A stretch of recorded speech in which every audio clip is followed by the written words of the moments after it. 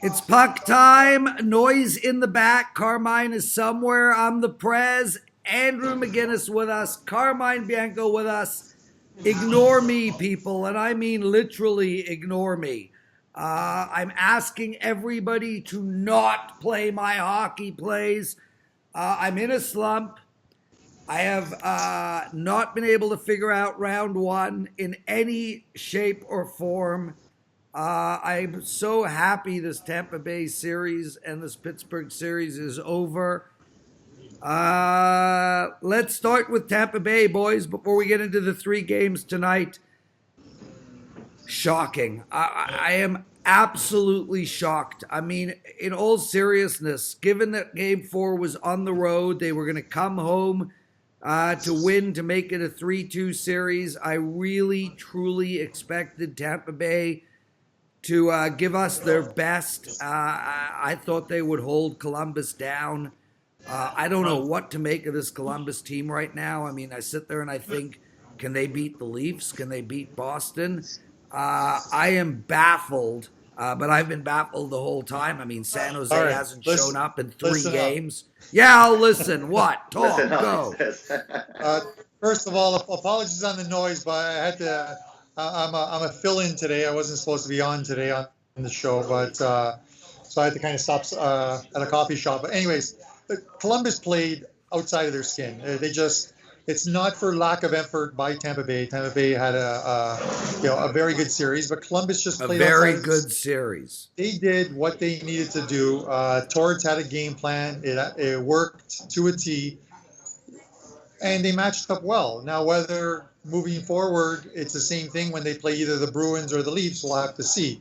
But I'm glad the series is over because I did not have a single winning play, whether it was a side or whether it was a total on that series. And, to address you and how you're doing, it's just one of those things where in the first round, you're zigging where the game zagged. It's just one of those things. Sometimes you're just, you're doing things right, but you're on the wrong side of a game. And let's hope it improves in the second round for you. Well, boys, I figured out why I'm on the wrong side of games right now.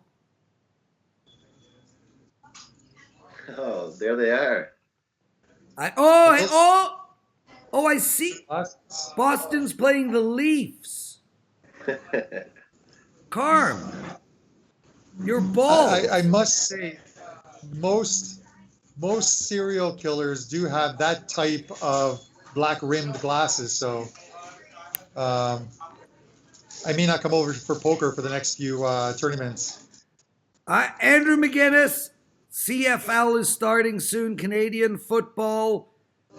We normally do well betting that sport, brother, and you did amazing last year. You've been rolling in Canadian football for the last few years, and it is a bit of the forgotten sport, WNBA and Canadian football. There's a lot of money to be made in those sports. Vegas does not pay a whole lot of attention to it, let alone understand it. And I actually know the gentleman who sets the Canadian football lines, and you're going head to head with him this year. It's $7.99 for your Canadian football package. We have a promo code for everybody, $4.99, and it goes all the way till November. $4.99. Use the promo code CFL499. And I'll tell you what, Andrew, we'll throw in your NHL season, your NHL playoffs for anybody who purchases that package. Just email Missy at wagertalk.com. $4.99 for Andrew's Canadian football season. Use the promo code CFL499. And Buster Sports, he's got a 5-unit play up tonight. It's against me, so it's 80% chance of winning. Yeah. Don't be so hard on yourself, bro. And Buster, and Buster is another. Buster had a good NHL season. Buster's another guy who, obviously on the other side on Wager Talk, is very good in CFL. So yeah, go to both sites. Both these guys know what they're doing. Eventually, Halifax will get a CFL team out there. But we'll send you the Argos because they're ruining the field for my Toronto C soccer team, but they play on the same field. But anyways, let's get us some hockey. Okay, brother. Boston Bruins tonight. Must-win game for both teams, really. I mean, the Leafs want to go up 3-1, take a stranglehold on the series. And Boston needs this to be 2-2.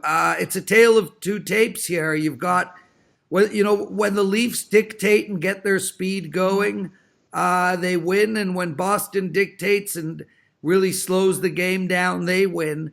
It's been zigzagging so far. Boston is plus 105. The over and under is 6. I like the over again here, boys. I've taken the over twice. I'm 0-2 on it. I expected a high-scoring series, and all because they're 3 games in, I'm not going to give up on my thoughts. I know, Andrew, you were on the over last game. Where our over is really not coming in is the big line for Boston. Pasternak, Bergeron, and Marchand. They're just not scoring. I don't think they have a point in 5-on-5 hockey. They're going to come alive. We're going to see a big high scoring game in the next 2 games. I like the Leafs here too, guys. I mean, I'll tell you flat out. I feel like, I know it's zigzagging, and I know you're supposed to be on Boston in this game, but I feel like this is a different Leaf team to the one we've seen in the last few years, and I think the Leafs will get it done in 6. And to get it done in 6, they need to win tonight. I like the Leafs in the over, and Andrew, I go to you first. Yeah, it was tough, Prez, because I feel like this playoff specifically, the toughest part about overs has been the third periods. You look at yesterday's game with Pittsburgh. And I don't want to talk about the Pittsburgh over. 1-1, 3 minutes into the game. 2-1 in the first damn period, and these 2 teams can't score. And not only that, Crosby hit 2 posts, hit a leg. Okay, Carmine, blah, blah, blah. Well, Boston and Toronto going 3-2 going into the third. Anyway, the way I'm going with this game, we didn't hit it the past couple, but I feel like it'll be a faster start to this one. I'm going first period over 1.5. Decent odds, minus 120 to 125 here. But Prez, I hate to sound cliche. Somebody actually tweeted at Kelly, and Kelly responded back to Alex and I saying, hey, is this zigzag theory really a thing? Is it an actual thing? And I feel like for certain series it actually is, and this is the series that really dictates that theory, in my opinion. And I'm not saying, you just find it and you follow it, but I feel like it's going to be back to that aggressive style of game. I feel like Toronto's going to be a little bit on their heels in this one, and that the pace is not going to agree with them. Toronto came out and played the game that they needed to play, their style once again. The fact is they're up now. Can they come out and do that exact same thing? Because, like you said, Prez, that number 1 line is going to get going for Boston, and I think the physicality is going to step up once more again. Toronto, first game back, playing in their home building. We saw Austin Matthews get on the board. I felt like that was obvious. Goal scorer. I had like an anytime goal scorer prop on Matthews there. Just, hasn't played too well past couple playoffs. Goes back home, first game, gets it going. But I feel like overall this series is gonna zigzag all the way to Game 7. So I'm going over in the first period, but I do lean to the Bruins. Carm, I know you like the Bruins, and let me tell you something real quick. And where I see the difference between last year and this year. The first line of the Leafs have really shut down the best line in Boston and one of the best lines in the league. And I think John Tavares is a huge factor in that. I think he's playing incredible on both sides of the ice. The back checking has been unbelievable. And same with Mitch Marner, diving in front of shots, playing exceptionally on the penalty kill. But where the real difference is on the wings of Austin Matthews' line. Kapanen's speed and Johansson's speed is just too much for the Bruins to handle. I think that second line on Toronto is really the game changer in here. And then when you roll out the third line on the Leafs, it's clearly a better third line than Boston. And Gauthier is having an outstanding series as well. All 4 lines of the Leafs are better than, I would say, not necessarily all 4 lines of Boston because of that first line, but they're way deeper. Morgan Rielly finally getting a ton of minutes, put up a great game last time. Zaitsev and Hainsey looking good as well. I feel like the Leafs are just deeper and can roll out the lines, and the longer the series goes, the faster they're going to be and the slower Boston will be. What do you like here as well? Yeah, no, I understand. Listen, Marner's having a great series so far. He's probably been the best player on the ice. Frederick, man. Don't. Frederick has been incredible. And Tavares helping shut down that top line is also helping. It's, when we talk about like the sort of the zigzag thing, I said it before, with these two teams going into game 3, I think you could have flipped a coin to try and find a winner. They're both playing really well right now.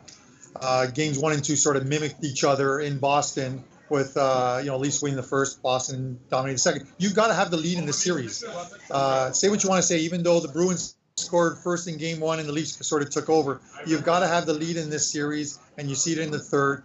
And you saw it in the Columbus-Tampa Bay game. When you're chasing the game, it's just changing the way you're rolling out your lines. You're shortening that bench in the third period. I don't know. I actually think the Bruins tonight. I kind of like the Bruins. You're getting plus 109. Heading back to Boston, I think they're gonna turn this into a 3-game series, and we'll see what happens. Bruins for me. I'm a little different on the over/under. I just think the playoffs have shown us it, and things tightened up in that third period of every game, like you guys just discussed. I'm leaning on the under here. I just think 6 goals is too much. I think it's a very important game for the Leafs. It's a hugely important game for the Bruins. Both teams are going to be tight defensively. Very few errors. I think it's important. I think it's important for us to mention, though, that Prez, like you said, we haven't seen any of that. And I understand you're saying line for line, you think the Leafs are better. But let's not forget the injuries that this Boston Bruins team went through out the entire year, the adversity that they faced without Pasta, without some of their defensemen, without some of their third liners, and they still have managed to, get where they are today. So I feel like, as much as I agree with that statement so far this series, Prez, it's good to learn from what we've seen in the playoffs, and I've learned that so far. But I feel like the best is yet to come from the depth scoring of the Bruins. I think we'll see a lot of depth scoring from the Bruins next season. One last thing I want to add to this is, believe it or not, it's as dumb as this may sound, the Kadri suspension is probably a good thing for the Leafs, because he's the one guy who the Bruins literally got under his skin that he was going to take a penalty at the absolute wrong time and cost the Leafs a power play goal, which could cost the Leafs a game. If they make it into the next round, they'll have him back. But they just got under his skin. You could see it out there. He was literally looking for anyone to hit. He was going to take a stupid penalty.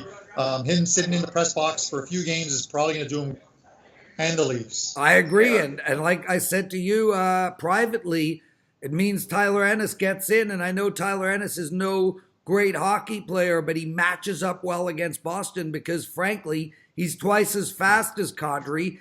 And we saw it last game with the fourth line getting a goal and Tyler running all over the place. Boys, my favorite game on the board tonight to bet is this Dallas-Nashville game. I like Dallas here. I think this is the zigzag series. I also like the over 5 in this game. I played it last time. It pushed. That's where I'm at. Dallas and the over. I go to you, Carm. Well, I've got futures on Nashville. I had Nashville in game 3. I think there's a better team here. I understand the whole Bishop in net and the Stars not losing 2 in a row at home, but I think that Prez team, losing that game 1, they literally were in panic mode and they played like it in game 2. They had to win game 2. They came in, they got home ice back. I think they know going in here, this is their chance to put this series away. 3-1, go home, clinch it on home ice. I think you're going to see a great effort from them. I mean, you're getting plus 111 right now with a Preds team that I think is better. Unlike you, I'm still leaning to the under here. I watched that, I watched that game 3, and I just didn't see where the goals were going to come from. It's such a tight. Dallas was all over Nashville in some of that game. Pekka Rinne, they stood on, as good as Bishop was, Rene stood on his head and saved the Predators. He made like a double save on a Ben goal. It should have been a Ben goal, and it was just unbelievable. Dallas scores there, and I think they go on to win that game. But so for me, it's the Preds here. I love their goaltending. I think they're playing well. I'm a little worried about Subban though. I thought he had a bad game last time out. Hopefully he improves. I'm not sure what he did. I think he sort of cost the Preds a goal in that last game where he was humping someone behind the net. I'm not sure what he was doing, and they left someone open out in front. But anyways, it's the Preds for me. Preds in the under. Andrew?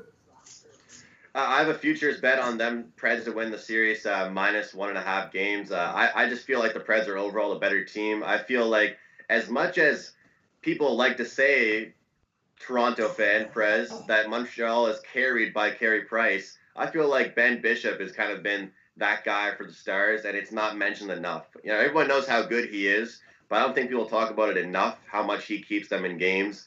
I think you look at the scoring chances that Dallas got, and they were all on odd man rushes. I don't know how many pucks Radulov shot like 10 feet over the net. When I see Nashville creating scoring chances, I see them cycling the puck around in the offensive zone. I see them spending time in the offensive zone. I see them making plays, passing it around, getting pucks on net, creating dangerous plays. You know, all of Dallas's goals have been like very scrappy or on odd man rushes. I feel like overall as a team, especially when the defensemen come into the rush, Nashville just has better odds and better chances, and they're creating more offense for themselves. And as far as the total goes, I got to lean to the over again as well. Carm, I can get what you're saying. We're seeing two great goaltenders right now, and sometimes those goals are hard to come by. But I think at this point in the series, with how great both goaltenders are being, I feel like the later the series goes, the more goals we'll see, and the fatigue factor will set in. These teams are finding a way to score now, and again, it's still 5. That's what you have to remember. It's still 5 goals. Guys, this is the coming out party for Nathan McKinnon. We all thought Calgary would win the series handily. I don't even know if they'll win another game. The problem right now is that there's one guy on the ice that is so much better than everybody else in every aspect of this game, especially as a leader. And we spoke about that yesterday. And how I would trade Matthews for McKinnon. I'm struggling to, Calgary's got incredible depth. The problem I'm seeing, and I'm watching this Calgary game, is they're not cycling and they're not passing. And Calgary's speed and Calgary's depth and Calgary's ability to move the puck around is what separates them. Colorado is really shutting those lanes down. Big win last game. I like Colorado again here to take a commanding 3-1 lead, and I like the over again in this game because I actually do think Calgary is going to put some points on the board. Andrew, I'll go to you first. Yeah, Prez, I sure hope so. I sure hope we see them finally get on the board. I see some goals as well in this game. As far as the side goes, I'm staying off in this one. It's one of those ones for me, I made a little video on Twitter yesterday, and it was talking about how you have to learn from what you've seen in the playoffs and not what you've seen in regular season. And that's what we've seen right now. The Colorado team is proving they're a playoff team, and they match up very well against this Calgary team. I often use the word soft when I'm talking about teams that get banged around too easily, and that's exactly what this Calgary team is right now. They get knocked off the puck. They're getting irritated. I don't feel bad for these guys, but when you got guys like Johnny Gaudreau and Sean Monahan on your top line, but they're easily agitated. They're knocked off the puck. They're getting involved in these scrums after the whistle. There's grown men that are literally getting in their heads. They're literally bothered. These guys are young and they're irritated. They're used to being able to dance around, do whatever kind of move they want. Let's face it, guys. When you see Johnny Gaudreau's highlights during the year, he can't be doing that same stuff in the playoffs. So, I don't know where they're going to find their offense. Maybe they got to cut the fancy crap and just fire things on net a little bit more. The only play I'm going with is the over in this one. Mike Smith has played too many good games. Well, he didn't play a great one. He didn't play a great one last game. And I never feel bad for anybody who gets paid in the millions to play a game. Carm, what do you like? Yeah, I talked about the whole Calgary goaltending thing, but here's something we have to look at. How does, in any NHL playoff game, how does one team get 56 shots on goal? That is absolutely ridiculous, and this is what Calgary allowed in Game 3, 56 shots on goal. Smith made 50 saves, and I know that I said that if the Flames go in the first round, it's going to be because of their goaltending, but you can put anybody in net, and I'm sorry, if you put that much rubber on a goalie, goals are going to go in. A guy just can't stand on his head a whole game. You got to look at how does Calgary get better tonight, because you know that the Avalanche are going to come out flying. McKinnon, yeah, I agree with you. The guy is having a great series. The guy's an unbelievable player. They're going to have to find a way of shutting down the top line there, but I don't know if they can do it. We saw it. We kept saying to ourselves, guys, listen, we kept saying to ourselves, Tampa Bay is going to win. They finished first in the East. Tampa Bay is going to win. What happened? They went out in 4.